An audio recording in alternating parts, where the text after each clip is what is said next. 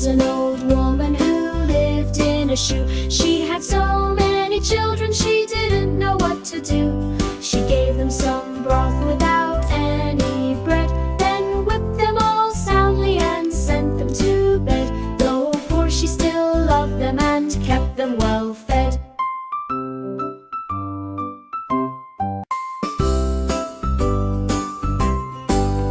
There was an old woman who lived in a shoe. She had so many children, she didn't know what to do. She gave them some broth without any bread, then whipped them all soundly and sent them to bed. Though poor, she still loved them and kept them well fed.